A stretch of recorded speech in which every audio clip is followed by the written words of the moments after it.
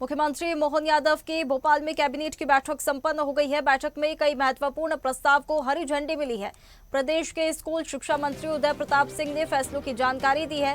CM Mohan Yadav की अध्यक्षता में ये बैठक हुई, संपन्न हो गई है। लोकहित के कई अहम प्रस्तावों को मंजूरी दी गई है। एविएशन में तेजी से मध्य प्रदेश आगे बढ़ रहा है। एयर कनेक्टिविटी बढ़ाने को लेकर लगातार काम जारी है और मेट्रोपॉलिटन सिटी के रूप में विकसित किया जा रहा है भोपाल को। भोपाल से विदिशा 4 लेन के प्रस्ताव को मंजूरी मिली। 1700 करोड़ से ज्यादा की लागत पूरी की जाएगी परियोजना। सोयाबीन रिसर्च सेंटर के लिए भूमि आवंटन के प्रस्ताव को मंजूरी मिली है और साथ ही इछावर में 20 हेक्टेयर भूमि इसके लिए आवंटित की है, जो कि निःशुल्क है। वहीं रानी दुर्गावती और रानी अवंतिकाबाई वीरता पुरस्कार की राशि 2 लाख रुपए की गई है।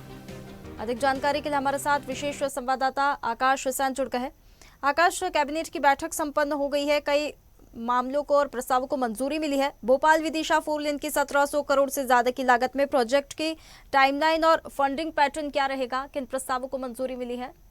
जी बिल्कुल साक्षी, जिस तरीके से मुख्यमंत्री डॉक्टर मोहन यादव की अध्यक्षता में कैबिनेट की महत्वपूर्ण बैठक आज संपन्न हुई है और सीधे तौर पर अगर हम बात करें तो जिस तरीके से कैबिनेट बैठक में दो बड़े महत्वपूर्ण प्रस्तावों को हरी झंडी दी गई है। अगर मैं बात करूं तो भोपाल को जिस तरीके से मेट्रोपॉलिटन सिटी के रूप में विकसित किया जा रहा है और इसी के चलते जो है भोपाल विदिशा को जो है 4 लेन करने के प्रस्ताव को जो है कैबिनेट ने मंजूर किया है। सीधे तौर पर अगर हम बात करें तो इससे जो है इस पूरे विदिशा और भोपाल की न सिर्फ कनेक्टिविटी बढ़ेगी बल्कि आसपास के क्षेत्रों का भी तेजी के साथ विकास हो सकेगा और इस पे तकरीबन 1757 करोड़ की लागत से ये जो पूरा परियोजना है जो है पूरा किया जाएगा। यानी भोपाल से विदिशा की जो सड़क है वो 4 लेन होगी। इसके अलावा अगर मैं बात करूं तो सीधे तौर पर मध्य प्रदेश में जो है क्योंकि ये सरकार इस साल जो है कृषि वर्ष के रूप में इस पूरे साल को मना रही है और ऐसे में मध्य प्रदेश के इछावर में नेशनल सोयाबीन रिसर्च इंस्टीट्यूट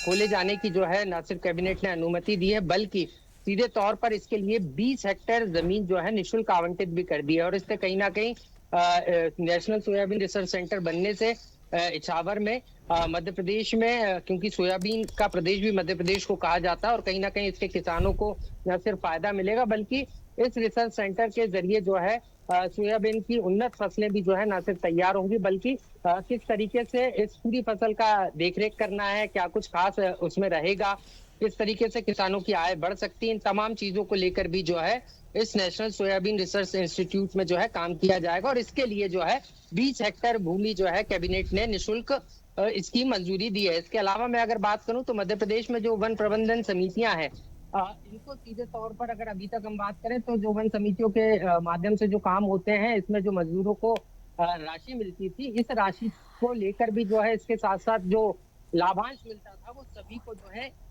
एकल रूप से जो है अगर हम बात करें तो सभी में इक्वली जो है बांटा जाता था। लेकिन अब ये लाभांश जो है स्थानीय मजदूरों को जो है इसका लाभ मिलेगा क्योंकि अभी तक अगर हम बात करें तो कई बाहर के राज्यों के जो है मजदूर भी काम करने आते थे, उनको भी ये लाभांश दिया जाता था। तो ऐसे में स्थानीय लोगों को जो है अब इसका सीधा लाभ मिलेगा। इसके अलावा अगर मैं बात करूं तो देवास पटाखा फैक्ट्री में जो हादसा हुआ था इसके लिए एकल सदस्यीय जांच दल को पहले ही गठित कर दिया गया था और उसको आज जो है कैबिनेट ने इसका अनुमोदन किया है। इसके अलावा अगर हम बात करें तो विपरीत परिस्थितियों में आगे बढ़कर काम करने वाली महिलाओं को खासतौर पर अगर हम बात करें तो महिला सशक्तिकरण को लेकर भी कैबिनेट में महत्वपूर्ण ये निर्णय लिया गया है, जहां पर सीधे तौर पर रानी दुर्गावती और रानी अवंतिका बाई से जो मिलने वाले पुरस्कार हैं उनकी राशि जो है 2 लाख रुपए करने का कैबिनेट की बैठक में निर्णय लिया गया है। कुल मिलाकर अगर हम बात करें तो इसके अलावा भी जो है मध्य प्रदेश में जो तमाम काम चल रहे हैं जैसे जन विश्वास मुख्यमंत्री जन विश्वास अभियान जो चल रहा है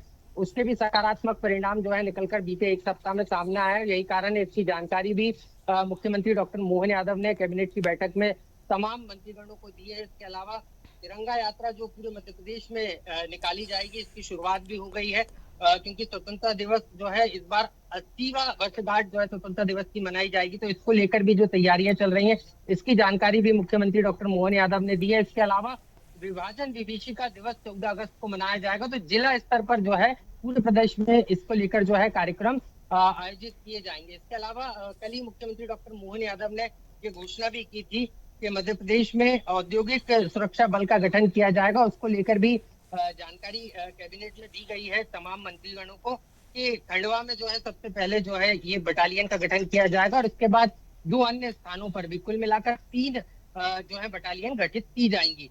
इसके अलावा अगर मैं बात करूं तो जिस तरीके से बलराम महोत्सव पूरे मध्य प्रदेश में अलग अलग कार्यक्रम बलराम महोत्सव के चल रहा है और उसी कड़ी में सरकार का फोकस है कि किस तरीके से अन्नदाता किसानों की आय बढ़ाई जा सके और इसको लेकर भी लगातार सरकार काम कर रही है। इसकी जानकारी भी मुख्यमंत्री डॉक्टर मोहन यादव ने दी कि किस तरीके से मध्य प्रदेश में दुग्ध उत्पादन को लेकर किसानों की रुचि दुग्ध उत्पादन में बढ़े, इसको लेकर भी जो है राज्य सरकार लगातार काम कर रही है। और इसके अलावा अगर मैं बात करूं तो अभी तक अगर दूध उत्पादन की अगर हम बात करें तो 12% दूध उत्पादन जो है मध्य प्रदेश कर रहा है और इसको 20% तक ले जाने के लिए लगातार जो है सरकार काम कर रही है। तो कुल मिलाकर अगर हम बात करें तो कैबिनेट में तमाम विषयों पर आज न सिर्फ चर्चा हुई है बल्कि बिल्कुल बिल्कुल आकाश, तो देखिए कई अहम प्रस्तावों को मंजूरी मिली है। खास प्रश्न भी है, भोपाल को मेट्रोपॉलिटन सिटी बनाने के लिए आज की बैठक में क्या ठोस फैसले लिए गए हैं? निश्चित रूप से भोपाल को मेट्रोपॉलिटन सिटी बनाने के लिए लगातार भोपाल और भोपाल के आसपास के जो इलाके हैं उन पर कनेक्टिविटी बढ़ाने पर जोर है और यही कारण है भोपाल विदिशा 4 लेन प्रोजेक्ट को जो है आज कैबिनेट ने मंजूर किया है। इससे न सिर्फ यहाँ के आसपास का क्षेत्र का विकास तेजी से हो सकेगा बल्कि अब भोपाल आने वाला जो तमाम माल है वो जो है विदिशा बहुत आसानी से पहुंच सकेगा और यही कारण है कि कैबिनेट ने इस परियोजना को न सिर्फ मंजूरी दी है बल्कि इसके लिए 1700 करोड़ से ज्यादा के बजट को भी जो है सीधे तौर से अनुमोदित किया है। तो कुल मिलाकर अगर हम बात करें तो कैबिनेट में आज लोकहित से जुड़े हुए कई विषयों पर बिल्कुल आकाश, एयर कनेक्टिविटी को लेकर भी बात हुई है। सरकार का अगला फोकस किन शहरों पर रहने वाला है और किन एयर रूट्स पर है?